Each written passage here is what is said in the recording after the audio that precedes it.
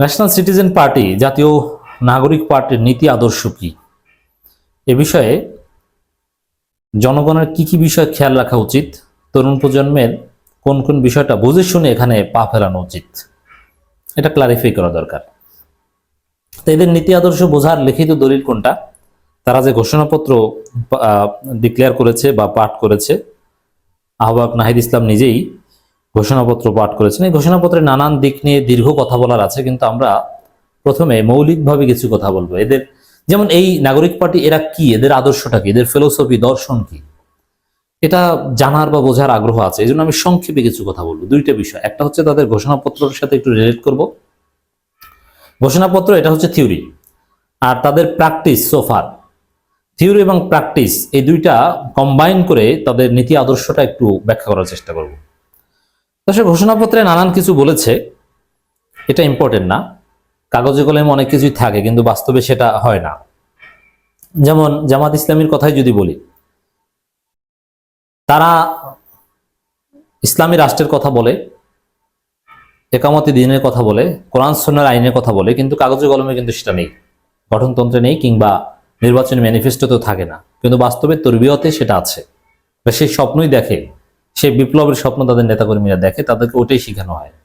মানে থিওরি প্র্যাকটিসের মধ্যে নানান কারণে গ্যাপ হয়। আওয়ামী লীগের থিওরিতে কি খারাপ কিছু আছে কাগজে কলমে? না। ফেসিজমের কথা আছে? নেই। গণতন্ত্রের কথাই আছে, কিন্তু তারা তো ফেসিস্ট, তারা তো ক্রিমিনাল অর্গানাইজেশন, মাফিয়া। এর মানে কাগজে কলমে ভালো জিনিস থাকলেও ইন প্র্যাকটিস ভিন্ন হয়, এটাই বাস্তবতা। এই জন্য প্র্যাকটিসটা মূল, থিওরিটা গৌণ। তবে হ্যাঁ, থিওরি থেকে অনেক কিছু বোঝা যায়। আমরা যদি প্র্যাকটিসের জায়গাটা প্রথমে আসি, যেহেতু practice is more important than theory,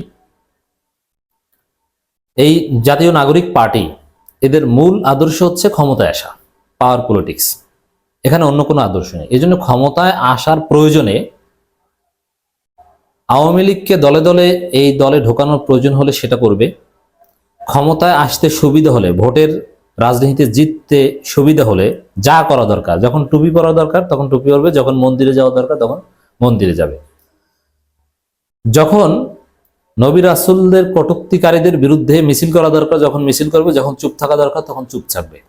এখানে ইমান, আকিদা, আদর্শের কোনো প্রশ্ন না। আদর্শ হচ্ছে ক্ষমতায় যাওয়া, ভোট পাওয়া।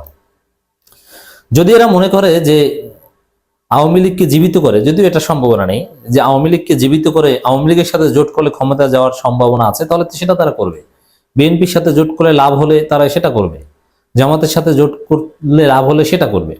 মানে এখানে কোনো নীতি আদর্শ নাই। নীতি আদর্শ হচ্ছে ভোটে জেতা, ক্ষমতা। অবশ্য গণতান্ত্রিক রাজনীতিতে এই ধরনের পার্টিগুলো এরকমই হয়। বিএনপি, আওয়ামী লীগও তো সেম। যেমন আওয়ামী লীগ, বিএনপির কোনো আদর্শ আছে না, ক্ষমতা যাওয়াটাই হচ্ছে আদর্শ। আদর্শ ভিত্তিক দল সাধারণত ধর্মভিত্তিক দল হয় এবং বামপন্থী দলগুলো হয়, তাও পিওর লেফট এবং পিওর ধর্মভিত্তিক দল। তো এদের একটা আদর্শ হচ্ছে ক্ষমতায় যাওয়া। ক্ষমতায় যাওয়ার জন্য হালালকে হারাম বলতে এরা দ্বিধাবোধ করবে না, এটা আপনি লিখে রাখেন। হালালকে হারাম বলতে দ্বিধাবোধ করবে না। আমর বিল মারুফ নাহি আনিল মুনকার, এগুলো কোনো কিছু থাকবে না। ক্ষমতায় যাওয়াটাই হবে মুখ্য। এটা একটা নীতি আদর্শ। বুঝতে হলে এই জিনিসটা বুঝতে হবে। এই জন্য ক্ষমতা যাওয়ার জন্য, জামাতকে ভোটে জেতার জন্য, রাজনীতির রেসে জেতার জন্য, জামাতকে স্বাধীনতা বিরোধী ট্যাগ দেওয়া, জামাতকে রাজাকার বলা, শিবিরকে রক কাটা বলা, সব করবে, কোনো সমস্যা নেই। এগুলো তারা বুঝে শুনে এখানে এসেছে। এবং তাদের ইন্টারনাল পাওয়ার স্ট্রাকচারের কনফ্লিক্টের জায়গায় কাউকে শিবির ট্যাগ দিবে, কাউকে বাম ট্যাগ দিবে, এটাও তাদের একটা এই প্র্যাকটিস অলরেডি হয়ে আসছে, এটা চলবে। তাদের আদর্শের একটা মৌলিক জায়গা আশা করি বুঝতে পেরেছেন, বা সবচেয়ে গুরুত্বপূর্ণ আদর্শ এটা, যে ক্ষমতা যাওয়ার জন্য যা করা দরকার আমরা এটাই করব। Interest defines ethics. স্বার্থ নিয়মকে তৈরি করবে। নিয়মের আলোকে বা নীতির আলোকে দল চলবে তা না, স্বার্থের ভিত্তিতে তাদের নিয়ম বা পলিসি তৈরি হবে। এই রকম একটা দল। এই জন্য দেখেন, স্বার্থ আছে এই দলে, গে আছে এই দলে। আওয়ামী লীগ পরিবারের ভাই, আওয়ামী লীগের বড় নেতা, বাবা নেতা, মা নেতা, মামারা নেতা আওয়ামী লীগের, দুই ভাই বড় নেতা ছাত্রলীগের, কেন্দ্রীয় নেতা, তার বোন এই দলে আছে, একবারে সুপার টেনে আছে। এরকম অনেকে আছে। এটা থাকবে, এটা বাস্তবতা। ক্ষমতায় আসতে হলে এটাই তারা করবে। আহ, এদের লিখিত আদর্শের মধ্যে 71 ব্যবসা থাকবে, কিছুটা 71 নিয়ে ব্যবসা করবে, এটাও লিখে রাখেন যে 71-এর সংকীর্ণতার ঊর্ধ্বে তারা উঠতে পারবে না।